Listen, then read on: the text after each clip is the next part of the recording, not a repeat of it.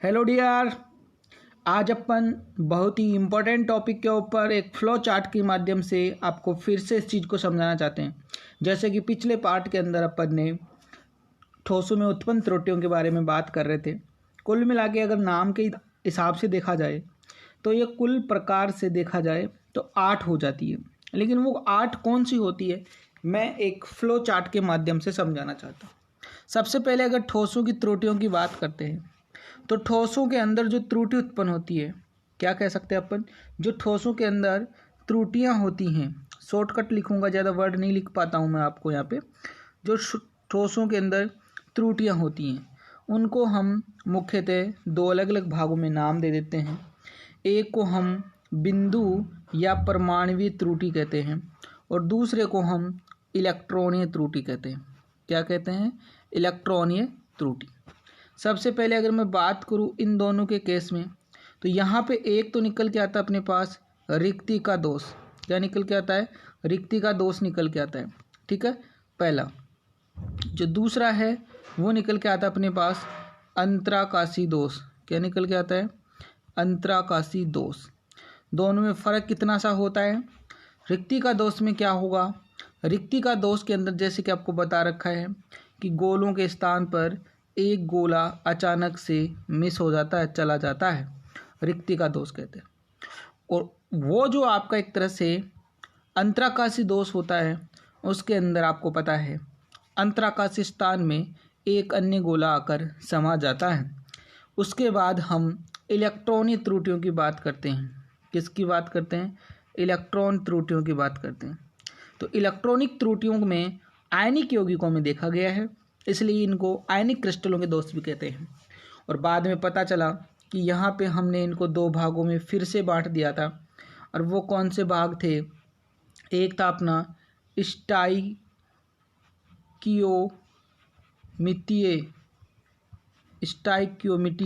Stoichiometric त्रुटि, और दूसरा था आपका नॉन स्टाइकोमेट्रिक। अब ये स्टाइकोमेट्रिक और नॉन स्टाइकोमेट्रिक में कितना सा फर्क है?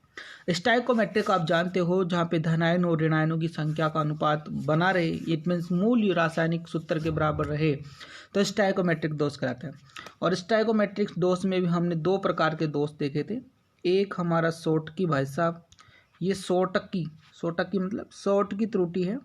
शॉर्ट की त्रुटि, शॉर्ट की वैज्ञानिक का नाम था। ये वैज्ञानिक एक जर्मन वैज्ञानिक था।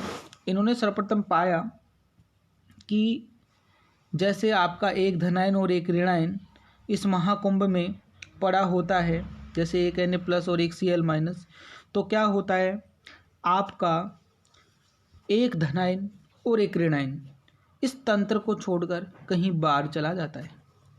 यहाँ पर उदासीनता बनी रहती है क्योंकि धनायन और ऋणायन समान संख्या में क्रिस्टल तंत्र को छोड़ के जाते हैं, बट इससे क्रिस्टल तंत्र की घनत्व पर प्रभाव पड़ेगा। आगे बात सुन। उसके बाद फ्रेंकल, भाई साहब आए। फ्रेंकल के अंदर क्या हुआ? फ्रेंकल में ये हुआ, फ्रेंकल दोष के अंदर, कि सिस्टम वही है धनायन ऋणायन वाला क्योंकि आयनिक यौगिक हैं, लेकिन यहाँ से होता क्या एक्चुअल में? फ्रेंकल दोष में हुआ क्या कि आपका एक धनायन गया नहीं। जैसे मान लो आपका A+ है, B- है, A+ है, B- है, कुल मिला के वो धनायन गया नहीं, एक धनायन और एक ऋणायन के अंतराकाश स्थान के बीच में आ गया, यानी कि यहाँ से तो निकल गया लेकिन उसी क्रिस्टल तंत्र में अंतराकाश स्थान के अंदर रह जाता है। तो यहाँ पर भी एक व्यवस्था क्रम बदल जाता है। जैसे मान लो कई बच्चे बैठने में ये गड़बड़ कर ही देते हैं, स्थान यहाँ पे है लेकिन अपने दोस्तों के बीच में जाके बैठ जाएंगे, इट मीन्स ये सीट खाली है और वहाँ पे आवश्यकता से ज़्यादा बैठ गई। आगे बात समझ में? तो इससे क्लास की स्ट्रेंथ पे कोई प्रभाव नहीं पड़ा, लेकिन प्रभाव पड़ा कहाँ पे? व्यवस्था पर। ठीक है, तो निश्चित ऑर्डर अरेंजमेंट बिगड़ गया थोड़ा सा, इसलिए वो त्रुटि, दोष तो उत्पन्न हो ही गया। व्यवस्था भंग करना, दोष उत्पन्न होना है। तो ये इस प्रकार की त्रुटि फ्रेंकल दोष में होती है। लेकिन ये ऐसा हो क्यों जाता है? जहाँ पे हो सकता है अड़ोसी पड़ोसी रीज़न रहा होगा, इट मीन्स यहाँ पे धनायन और ऋणायनों के आकार में कहीं ना कहीं बहुत अंतर होता है, जिसमें से आपको बता रखा है, ये जो दे रखा है यहाँ पे एग्जाम्पल, वो आपका फ्रेंकल त्रुटि का ही है। और SGBR कॉमन एग्जाम्पल है, फ्रेंकल और शॉर्ट की दोनों में पाया जाता है। देन उसके बाद हमने चर्चा करी थी धातुओं के ऊपर नॉन स्टैकोमेट्रिक त्रुटि, और नॉन स्टैकोमेट्रिक त्रुटि को फिर से हमने दो भागों में बांटा, और वो दो भाग क्या थे? दो भागों का मतलब हमारा था, एक तो था अपना धातु आधिक्य दोष और दूसरा था धातु न्यूनता दोष।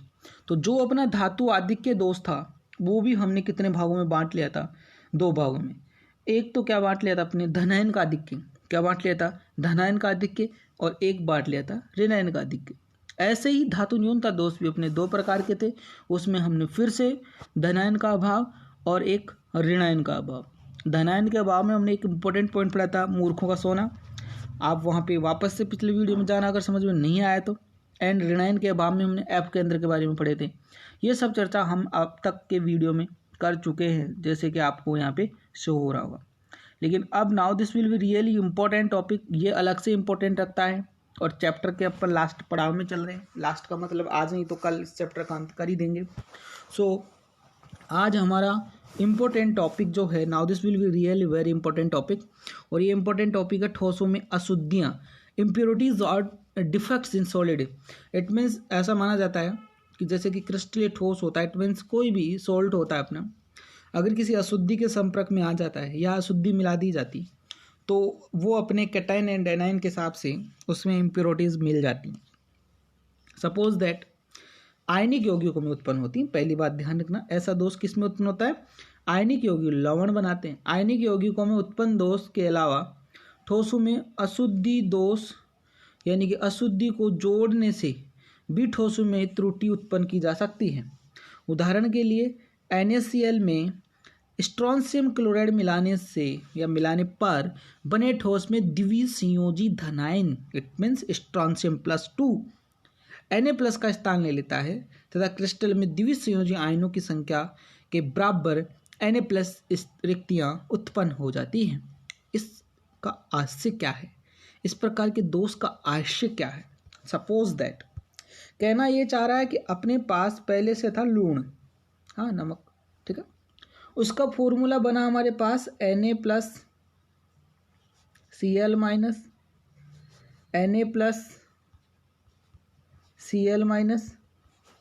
ऐसे ही Na+Cl-,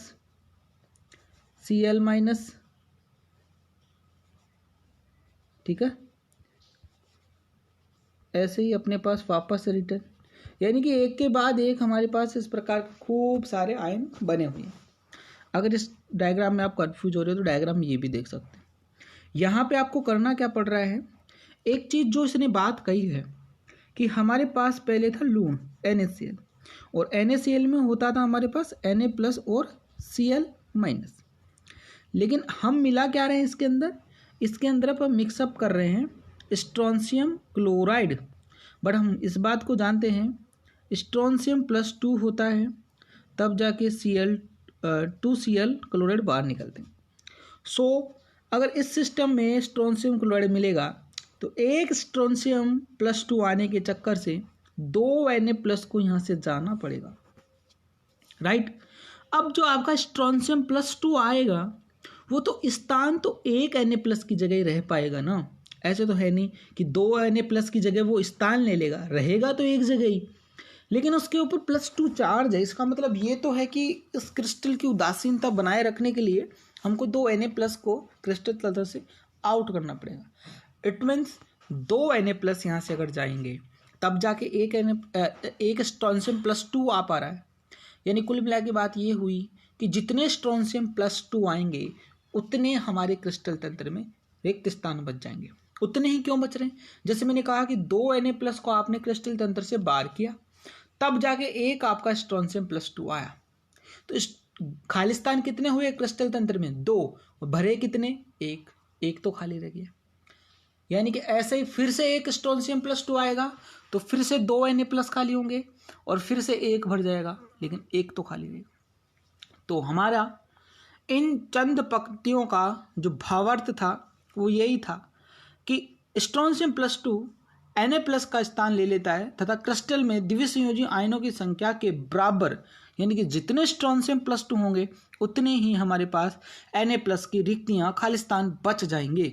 इस प्रकार के उत्पन्न दोष को अशुद्धि त्रुटियाँ या अशुद्धि दोष कहा जाता है या अशुद्धता दोष कहा जाता है।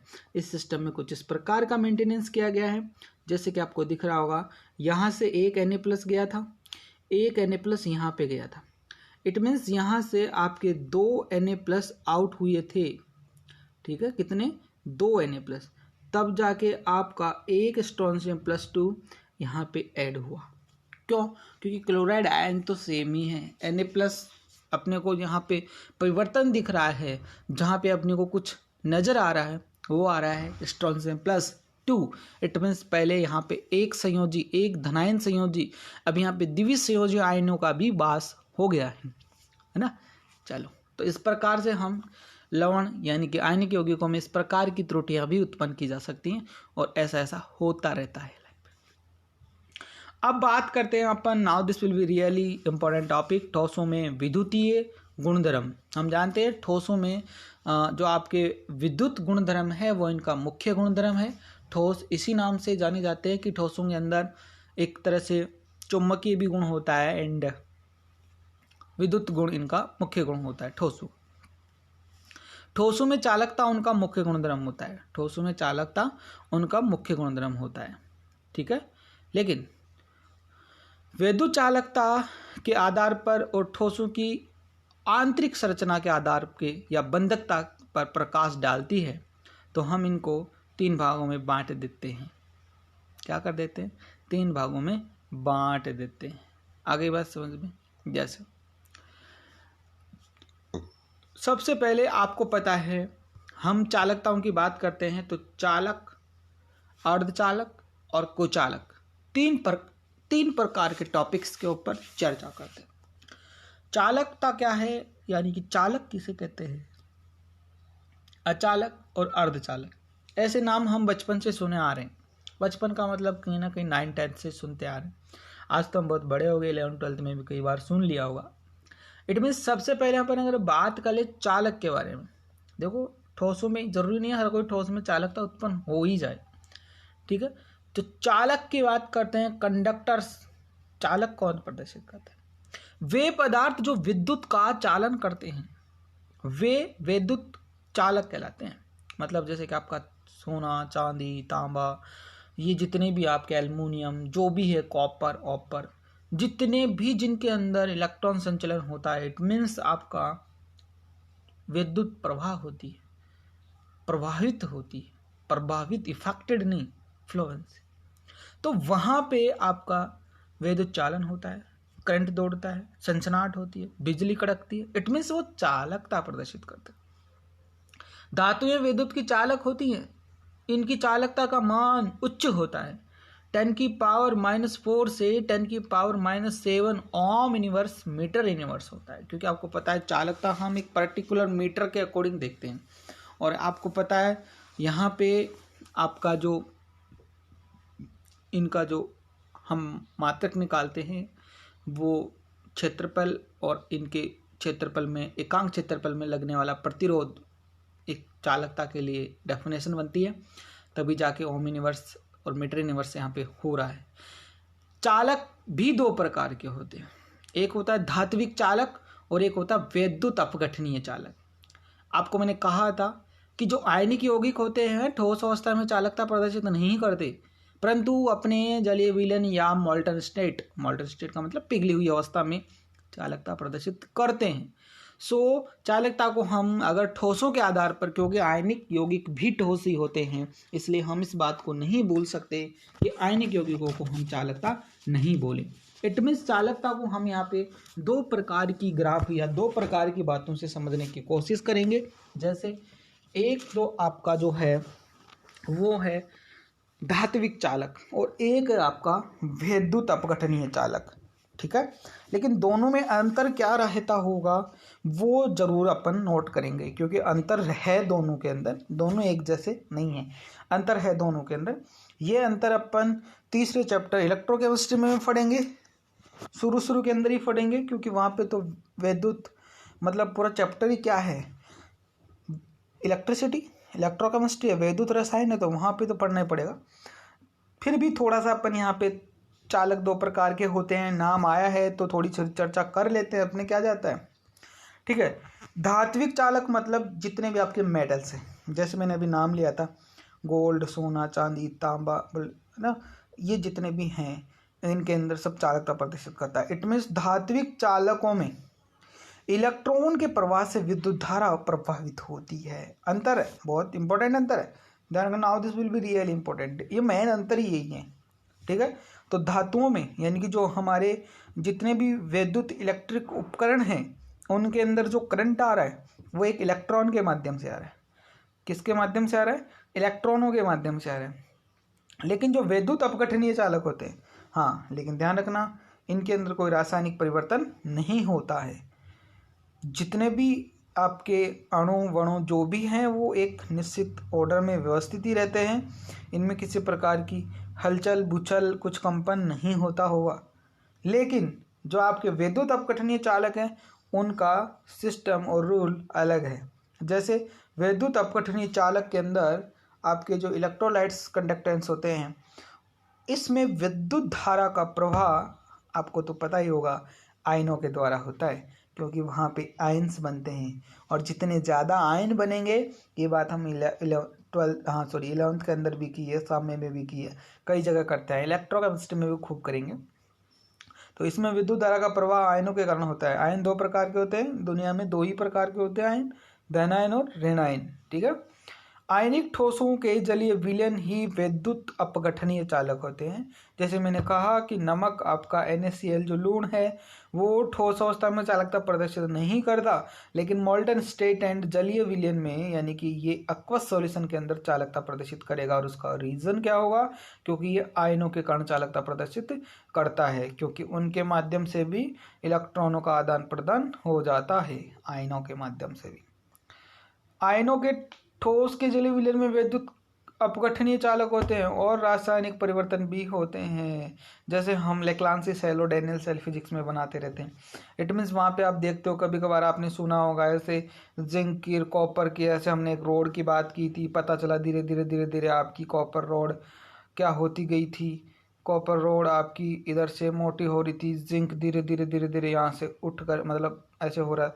यहाँ पे इसका मतलब जो एक सीरीज होती है अपने विद्युत विद्युत वाहक, आगे जाके अपन इलेक्ट्रोकेमिस्ट्री के अंदर ये पूरा मैटर पढ़ेंगे। फिलहाल अपने को इतना ही देखना था कि चालकता भी दो प्रकार से संपन्न होती है, एक तो धात्विक चालकों में और एक विद्युत अपघटनीय चालकों में। इसके जो अध्ययन आगे की मतलब जो लेसन होगा अपना तीसरा उसके अंदर करेंगे। अब बात आती है कुचालक या अचालक, दोनों एक ही बात होते हैं, इंसुलेटर या बेड कंडक्टर। इट मीन्स इसमें चालकता प्रदर्शित नहीं होती है, नगण्य मान लेते हैं, बिल्कुल नहीं होती है, ऐसे मान लेते हैं।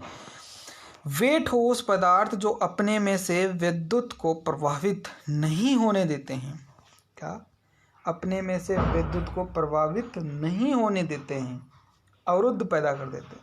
जैसे आपके पता वायर के ऊपर लगने वाला जो रबर होता है वो भी एक तरह से चालकता प्रदर्शित नहीं करता, वरना तो क्या होता, चोट चाट के मर जाते। इट मीन्स इसमें इस प्रकार के एग्जाम्पल होते हैं जिनके अंदर करंट नहीं दौड़ता है, अचालक पदार्थ कहलाते हैं। तथा इनमें चालकता की सीमाएं देखो, वहाँ पे 10⁴ से 10⁷ ओम यूनिवर्स मीटर यूनिवर्स की बातें चल रही थी, जबकि यहाँ पे -10⁻⁻20 बहुत होता है, से लेके 10⁻⁻10 ओम यूनिवर्स मीटर यूनिवर्स तक होती है। उदाहरण के लिए लकड़ी, रबर, कांच, सल्फर इत्यादि, यहाँ पे इनमें चालकता प्रदर्शन नहीं होता है। देन आगे की बात करते हैं अर्धचालक। ये बड़े कमाल के होते हैं, आज के ज़माने में फैशन है इनका, अच्छे हैं, बहुत अच्छे हैं आज के ज़माने के हिसाब से देखा जाए तो। हर ट्रांजिशन डायोड PN, या आप फिजिक्स में भी खूब सारा इसके अंदर बहुत ज़्यादा स्टडी डिटेलिंग करने वाले हो। इट मीन्स यहाँ पे आपका अर्धचालकों के ऊपर, अब यूँ मान लो आगे का अध्ययन हम अर्धचालकों के ऊपर ही करेंगे। क्या करेंगे? अर्धचालकों के ऊपर ही हम आगे की बातें करेंगे। So let this now will be next topic, really very very important topic. ये टॉपिक आपके लिए आज की क्लास का सबसे इम्पोर्टेंट टॉपिक होगा, ध्यान रखना। यहीं से चैप्टर आपका ख़त्म भी होने की कगार पे आ जाएगा। जैसे टॉपिक ख़त्म होगा आपका टॉपिक और चैप्टर ख़त्म हो जाएगा, ठीक है। तो so let's start now, this will be real important topic. इन पदार्थों की चालकता व अचालकता के बीच की होती है। इन पदार्थों की चालकता चालकों व अचालकों के बीच की से होती है। मतलब चालकों से तो कम चालकता होती है और कुचालकों से या अचालकों से ज़्यादा होती है। बीच के क्या होते हैं जानते हो आप लोग, मतलब समझ गए सर। इनकी चालकता -10⁻⁻6 से 10⁻⁻4 तक होती है। ओम यूनिवर्स मेटर यूनिवर्स से होती है, जैसे कि germanium, silicon, arsenic. I think मेरे हिसाब से 10th क्लास में वैसे कुछ एग्जाम्पल आते हैं कि अर्धचालकों को उदाहरण दो। अब आप फिजिक्स के अंदर और इलेक्ट्रोकेमिस्ट्री के अंदर भी इनके बारे में बहुत कुछ पढ़ने वाले हो। देन सो आगे भी हम अर्धचालकों के बारे में खूब सारी बातें करेंगे, लेकिन चालकता पर ताप का प्रभाव की व्याख्या हम आज ही करेंगे, अभी करेंगे, ठीक है। तो उठाइए ब्लैक पेन, ब्लैक हेडिंग, मोटे वाली हेडिंग डालो, चालकता पर ताप का प्रभाव, effect of temperature on conductors. चालकता पर ताप का प्रभाव। हमने ये तीनों प्रकार के विचित्र विचित्र प्राणियों के नाम सुने हैं अभी। चालकता यानी कि चालक, कुचालक और अर्धचालक। तो नींद आ रही। तो अब अपन इनके ऊपर ताप के प्रभाव की व्याख्या करना चाहते हैं। जैसे कि आपको पता है कि ताप बढ़ाने पर चालकों में चालकता कम हो जाती है। देखो भैया, इस सेंटेंस अच्छे से जोड़ना, सुनना तब जाके लिखना।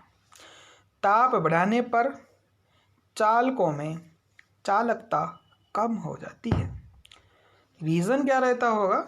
सपोज दैट एक नॉर्मल वे में वायर जा रहे हैं, ये लो अपने 3 फेस मोटर के वायर आ गए। अगर इनके ऊपर लोड पड़ेगा यानी कि ये गर्म आ जाएंगे, तो आप समझते हो जब तार गर्म आ जाते हैं तो हमारे उपकरण को बिजली कम मिलती है। रीज़न क्या होता है? जब ये एक इलेक्ट्रॉन गन की भांति व्यवहार करते हैं और इनमें इलेक्ट्रॉन कंटिन्यू एक दूसरे को पास करते हैं, एक दूसरे को आगे आगे पास कराते हैं। लेकिन वही सिस्टम आ गया ना, हम रास्ते में चुपचाप दौड़ के जा रहे हैं। अच्छा, चुपचाप तो दौड़ नहीं सकते। सपोज दैट अपन चुपचाप कहीं से निकल रहे हैं, बीच में मधुमक्खियाँ लड़ गई, तो हम उछलने लगेंगे, डांस करेंगे।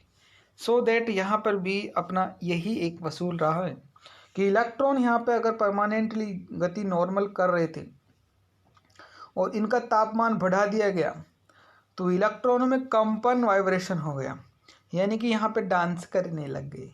डांस करने लग गए, इधर इलेक्ट्रॉन कम भेजे गए, मतलब सप्लाई कम हुई, करंट कम मिला, चालकता कम हुई। समझ रहे हो बात? सो चालक पदार्थ में ताप देने से, क्योंकि अब उनको ज़्यादा ताप नहीं चाहिए, वो अपनी नॉर्मल स्टेज पे काम करना चाहते हैं, तो यहाँ पे चालक पदार्थों में यानी कि चालकता जो प्रदर्शित करते हैं तार वगैरह, उनका तापमान अगर बढ़ा देंगे तो वो क्या करेंगे, उनकी चालकता डिक्रीज हो जाती है। यहाँ तक कि अगर ज़्यादा लोड पड़ जाता है, ज़्यादा गर्मा जाता है, थर्मल प्रॉब्लम हो जाती है, तो अपना सिस्टम शट डाउन भी हो जाता है, यानी कि अपने उपकरण बंद हो जाते हैं। आगे अगर अपन बात कर लेंगे,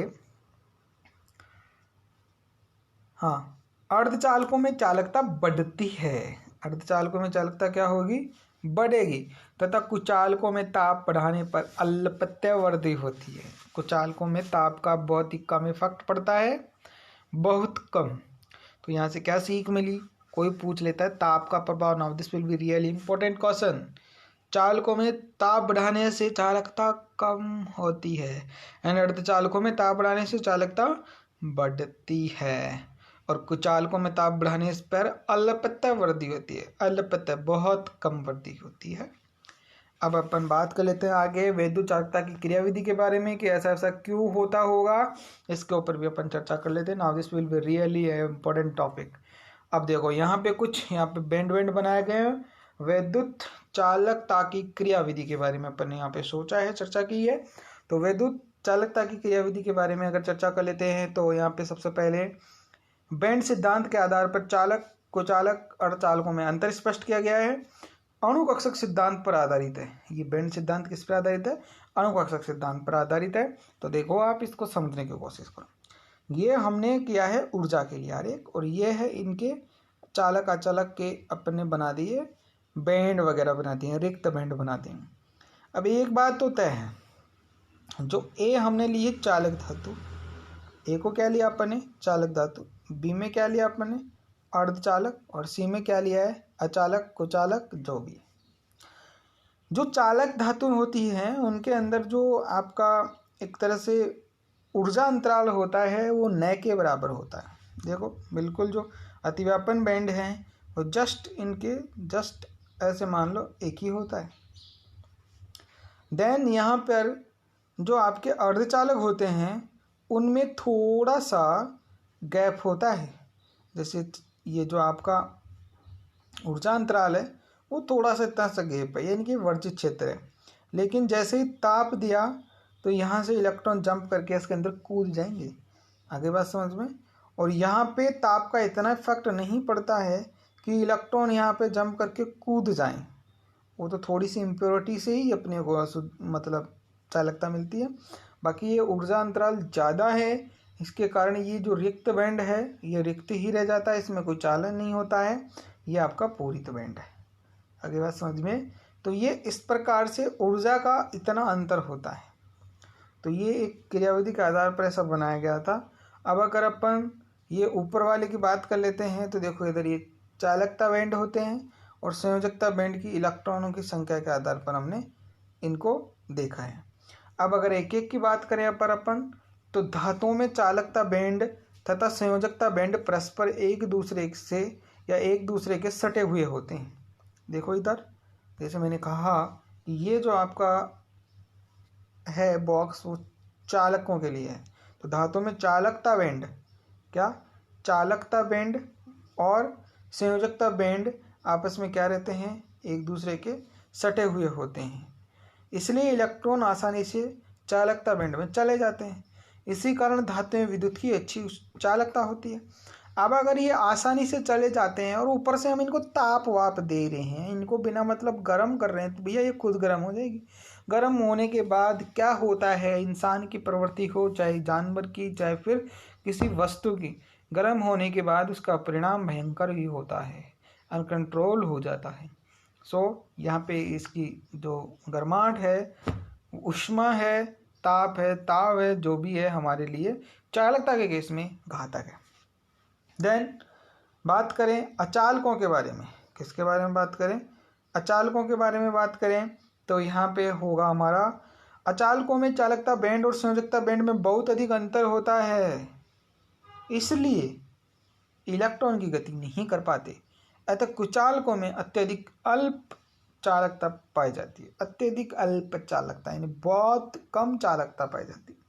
ये देखो ये लिख सी रहा है, लेकिन अपन यहाँ इस टॉपिक के बी के ऊपर चर्चा कर रहे हैं, हम इसी की चर्चा कर रहे हैं।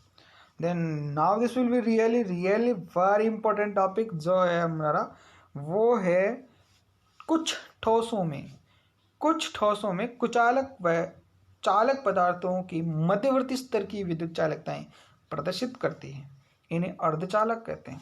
यानी कि यहाँ पे ऊर्जा अंतराल या ऊर्जा गैप इतना ही था कि ताप देने पर इलेक्ट्रॉन उसके अंदर जंप कर जाएं और अच्छी खासी चालकता उत्पन्न कर जाए। इनके बारे में आपने थोड़ा बहुत नॉलेज 10th क्लास में लिया होगा, थोड़ा 11th में। अब अपन कुछ यहाँ पे लेंगे और कुछ अगले चैप्टर, अगला मतलब एक्चुअल में जो 3rd चैप्टर है इलेक्ट्रोकेमिस्ट्री का, उसके अंदर भी हम इनके बारे में बहुत ही खूब ज़्यादा पढ़ने वाले हैं। So now this will be really very important topic. अब अपन जो अपना नेक्स्ट पार्ट होगा उसके अंदर अपन ये कुछ सारी चीज़ें और बच रही हैं अपने, एंड अपने पास अगला पॉइंट में इस टॉपिक को हम ख़त्म कर देंगे। फिर ठोसों में चुंबकीय गुण बचेगा अपना। उसके बाद अपन इन चालकों में अपने पास एन और पी प्रकार के अर्धचालक आएंगे। वे अर्धचालकों के बारे में और पढ़ना है थोड़ा सा। उसके बाद अगले पार्ट में कोशिश करेंगे कि हम इसको वीडियो को ख़त्म कर दें, इट मीन्स चैप्टर को ख़त्म कर दें। So thank you so much and I hope ये चैप्टर आपको समझ में आ रहा होगा। अगर बाकी इसमें जो भी कमियां हैं वो अपन बोर्ड पे करेंगे सॉल्यूशन। अब बोर्ड पे सॉल्यूशन कराओ चाहे यहाँ पे कराओ, यहाँ अच्छी बात ये है कि आपको नोट्स मिल जाते हैं, नोट्स की झिकझिकबाजी नहीं होती है ना। तो अब बाकी इसको अपन क्लासरूम में भी बाकी जो प्रॉब्लम है वो वहाँ पर ही सॉल्व करेंगे। Thank you so much. Thank you.